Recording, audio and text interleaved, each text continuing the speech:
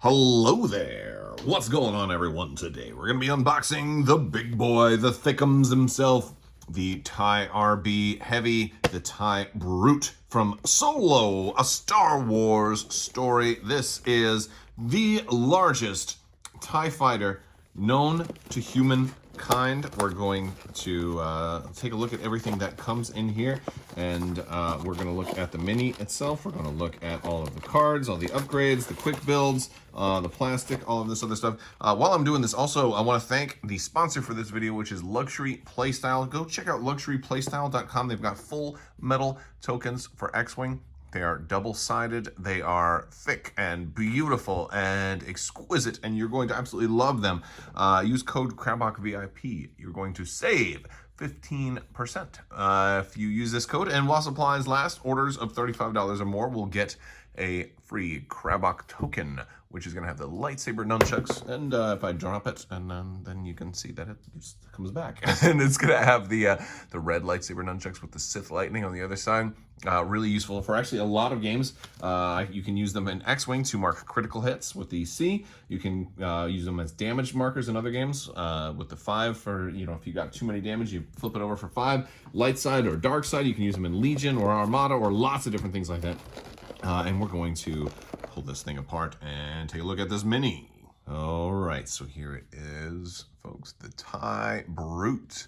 This thing is absolutely massive. This is the largest TIE fighter we've ever seen. This is actually on a medium ship base. If this were in X-Wing 1.0, it would actually have qualified for a large base, because look at that thick peg at the bottom here.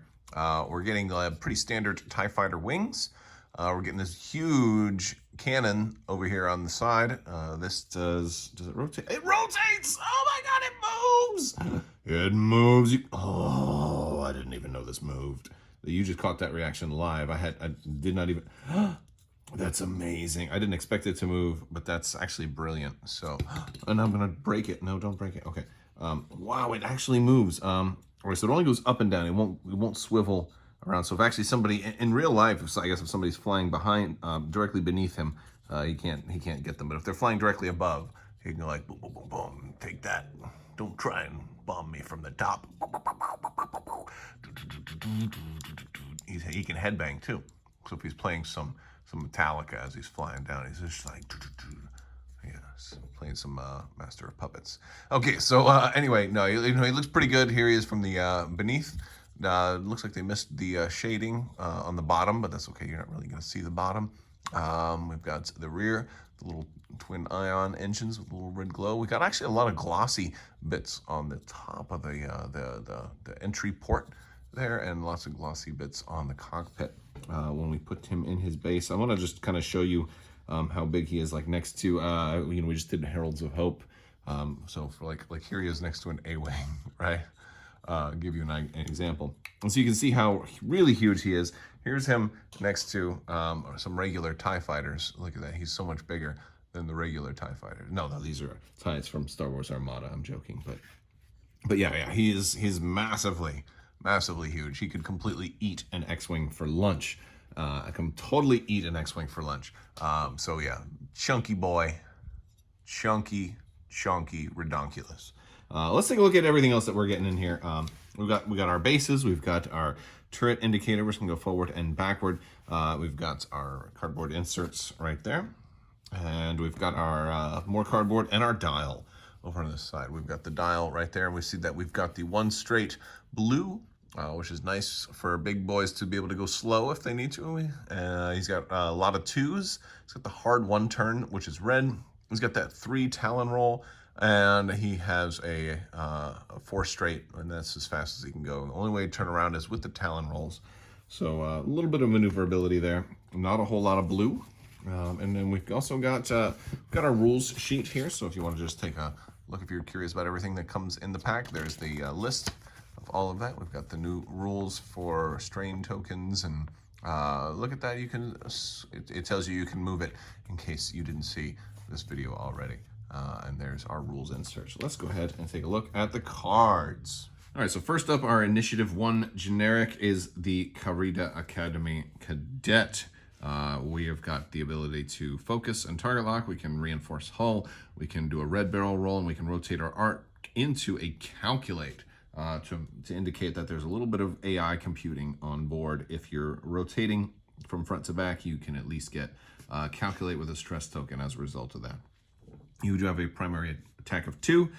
You can only be in the forwards or backwards. You can get that agility or the 8 hull, so pretty tanky. In addition to being a big model, it's also a very chunky boy for the hull. He has rotating cannons. You can rotate your turret arc indicator only to front and rear. You must treat the front requirements of your equipped cannons as a turret requirement.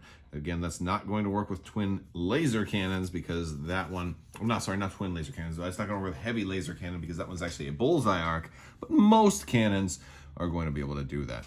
It occurs to me, I don't think we have seen the Mangler cannon re-show up in 2.0 yet. I wonder if that is going to be coming out at some point, and how similar to its old 1.0 version it will be, because this would be a good option for something like that. Onyx Squadron Sentry, which is going to increase the initiative to 3. Also coming in at 3 is Lightan Dree. A friendly ship at range 0 to 2 performs an attack. If you're in the defender's side arcs, the attacker may re-roll 1 die. And he's also going to be initiative 3 there. And then at initiative 4, we've got Rampaggio. Rampaggio is, it's Rampage. Rampage is initiative 4, and after you execute a speed 3 or 4 maneuver, you can choose a ship in your turret arc at range 0 or 1. If you do, that ship gains a strain token, or 2 strain tokens if you are damaged. So you're on fire, if you're damaged, you're scary, you're gonna come scare some people, which is super, super scary, right? All right, here's our upgrades. Let's take a look at the upgrades. We've got Ablative Plating to hull. Before you would suffer damage from an obstacle or a friendly bomb, you can spend a charge to prevent that damage. This is not a new card. We got 2 copies of the fairly new Deadeye Shot. I think this is the first time we're seeing it for the Empire. So this is the first new Imperial ship in years. I mean, since the TIE Reaper, right? I think. So Deadeye Shot. While you perform a primary attack, if the defender's in your bullseye, you can spend a hit or drop a crit down to a hit. And if you do, they expose one of their damage cards. We got some cannon options. We got that heavy laser cannon, bullseye arc. We got ion cannon, which is a really nice option here. We've got the ion limiter override. We get 2 copies of that in here. Again, this is all to help. Obviously, you can't use 2 copies of a card on this ship. It's meant to outfit those fleets a little bit and give more options.